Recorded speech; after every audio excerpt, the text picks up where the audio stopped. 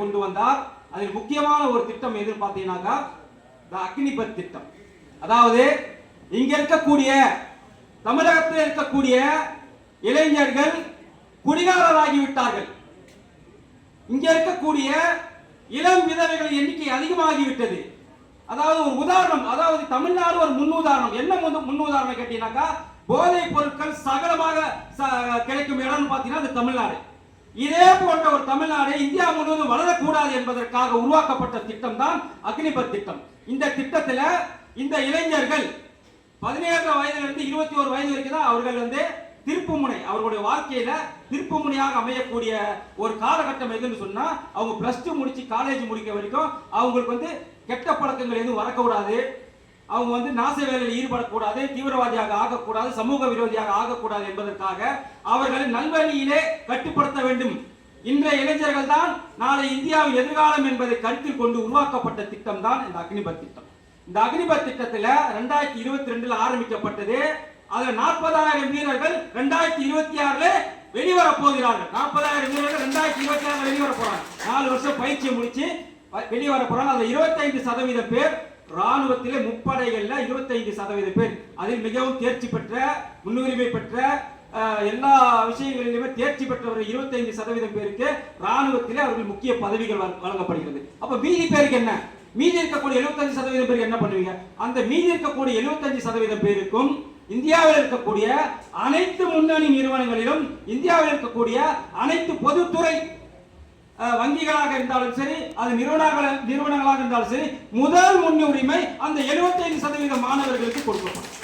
இதுதான் இதோடைய முக்கிய நோக்கம். அது மட்டுமல்லாமல் சும்மா செய்வானா ராணுவ வீரன் சும்மா வேலை செய்வானா? அவனுக்கு முதல் வருடம் அவன் பணியில் அமர்த்தப்படும் போது 30,000 ரூபாய் அவனுக்கு மாதந்தோறும் சம்பளமும் கொடுத்து தங்க இடமும் கொடுத்து அவனுக்கு அனைத்து வசதிகளும் செய்து கொடுக்க முதல் வருடம். 2வது வருடம் அவனுக்கு 33,000 ரூபாய் சம்பளமாக வழங்கப்படுகிறது. அதே போல 3வது வருடம் 36,500 ரூபாய் அவருக்கு சம்பளமாக வழங்கப்படுகிறது. 4வது வருடத்தில் பார்த்தீங்கன்னாக்கா 40,000 ரூபாய் சம்பளமாக வழங்கப்படுகிறது.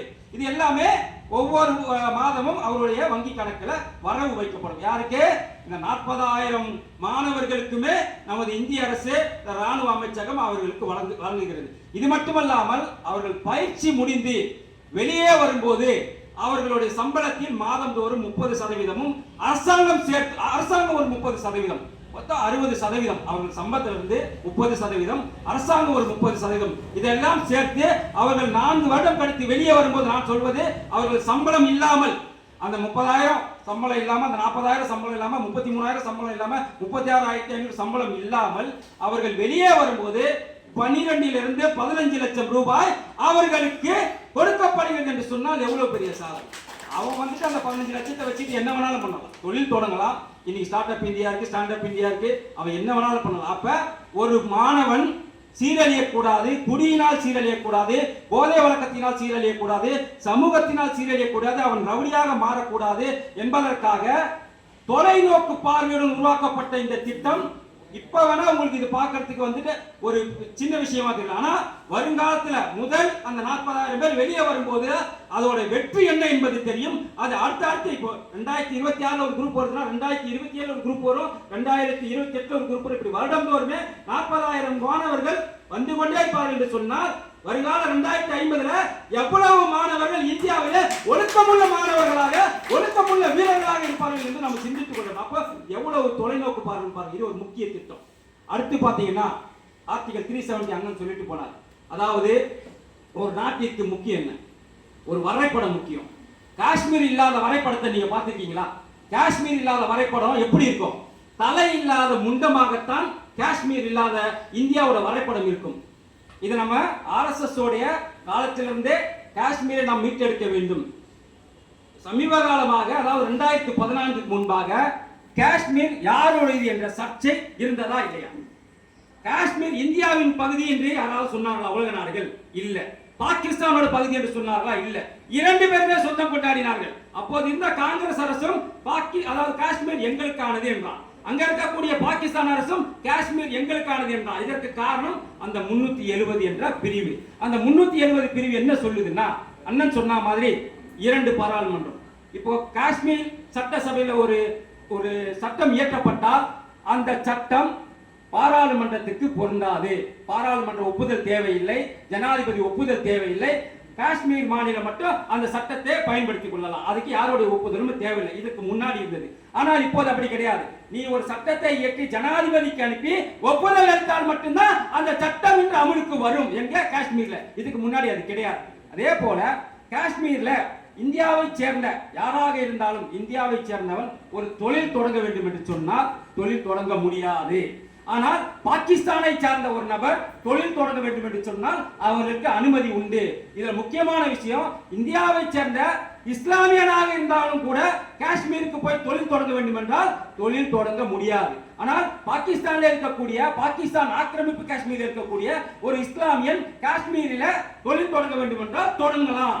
அப்படின்னு இந்த 370 ஆர்டிகல்ல ஒரு சிறப்பு அம்சங்கள் இருந்தது. அதே போல இங்க இருக்கக்கூடிய யாராக இருந்தாலும் அங்க இருக்கக்கூடிய பெண்களை திருமணம் செய்ய முடியாது. எங்க காஷ்மீர்ல இருக்கக்கூடிய பெண்களை இங்க இருக்கக்கூடிய இந்துவாக இருந்தாலும் சரி, அது இஸ்லாமியராக இருந்தாலும் சரி, கிறிஸ்தவராக இருந்தாலும் சரி, அங்க இருக்கக்கூடிய பெண்ணை திருமணம் செய்ய முடியாது. எப்ப 370 இருக்கும்போது. ஆனால் பாகிஸ்தான்ல இருக்கக்கூடிய, பாகிஸ்தான் ஆக்கிரமிப்பு காஷ்மீர்ல இருக்கக்கூடிய ஒரு ஆண் அங்க இருக்கக்கூடிய பெண்ணை திருமணம் செய்து கொள்ளலாம். இப்படிதான் அந்த ஆர்டிகல் 370 இருந்தது. இந்தியாவில் இருக்கக்கூடிய யாருக்குமே அங்க எந்த சுதந்திரமும் வழங்கப்படவில்லை. நீ போனா ரிட்டர்ன் வரணும். ஆனா பாகிஸ்தான்ல இருக்கிறவங்க போனா அங்கேயே தங்கி கொள்ளலாம். இப்படி இருந்ததை அப்ப இந்த 370 இருந்ததுனால என்ன ஆகுதுன்னா, முழு சுதந்திரமும் முழு அனுமதியும் யாருக்கு கொடுக்கப்பட்டது? காங்கிரஸ் அரசாங்கத்தால் பாகிஸ்தானுக்கு தான் கொடுக்கப்பட்டது. இந்திய பிரஜைகளுக்கு கொடுக்கப்படவில்லை. இதை சிந்தித்த பாரத பிரதமர் நரேந்திர மோடி அவர்கள் 2019 ஆட்சிக்கு வந்தவுடனே இது எங்கள் தேர்தல் வாக்குறுதி, நாங்கள் கொடுத்த தேர்தல் வாக்குறுதி, இதை நம்பித்தான் மக்கள் எங்களுக்கு வாக்களித்தார்கள் என்ற காரணத்திற்காக அப்ப சொன்னாங்க, இதை நீக்கினாக்கா ரத்த ஆறு ஓடணும். ஒன்னும் ஓடல, எந்த ஆறு ஓடல. இன்னைக்கு 370 நீக்கிறது விளைவே இங்க இருக்கக்கூடிய ராகுல் காந்தி அங்க போய் பனிச்சறுக்கு விளையாடுறாரு. இதுக்கு முன்னாடி போய் அவர் பனிச்சறுக்கு விளையாடி பார்த்திருக்கீங்களா? கிடையாது. இன்னைக்கு சுற்றுலா மேம்பட்டு இருக்கிறது. இந்த அங்க இருக்கக்கூடிய அனைவருமே என்ன சொல்றாங்கன்னா, இது ஒரு நல்ல சட்டம். இந்த 370 நீக்கியது விளைவாக எங்களது பொருளாதாரம் உயர்ந்துள்ளது. அங்கே மேல் படிப்பு என்பது கிடையாது. 5ஆம் வகுப்பு வரை மட்டும்தான் பள்ளிக்கூடம் இருக்கும். அங்க +2 வரைக்கும் பள்ளிக்கூடம் இருந்ததாக சரித்திரம் கிடையாது. அதே போல கல்லூரிகள் இருந்ததாக சரித்திரம் கிடையாது. ஆனால் இன்று மேல் படிப்பு அங்க இருக்கிறது. +2 வரைக்கும் பள்ளி இருக்கிறது, கல்லூரிகள் திறக்கப்பட்டிருக்கிறது, சுற்றுலா தலங்கள் திறக்கப்பட்டிருக்கிறது. இன்று காஷ்மீர் உண்மையான ஒரு சொர்க்கப்புரியாக இந்தியாவின் தலையாக மாறி இருக்கிறது என்று சொன்னால் அதற்கு காரணம் நமது பாரத பிரதமர் நரேந்திர மோடி அவர்கள் அந்த 370 நீக்கியதன் நோக்கம். அடுத்தது பாத்தீங்கன்னு சொன்னா ஜிஎஸ்டி. இந்த ஜிஎஸ்டி இதுக்கு முன்னாடி இப்ப எல்லாரும் புலம்பலாம், ஜிஎஸ்டி போட்டாரு, ஜிஎஸ்டி போட்டாரு, ஜிஎஸ்டி போட்டாருன்னு. ஜிஎஸ்டி என்பது என்ன? ஏற்கனவே இருந்ததுடா, புட்டா பசங்களுக்கு புரிய மாட்டேங்குது. ஏற்கனவே 14 வகையான வரிகள் இருந்தது. அது எல்லாம் ஒன்று கூட்டி ஜிஎஸ்டி என்ற சுருக்கெழுத்தோட அந்த ஒரு வரி வருகிறது சொன்னா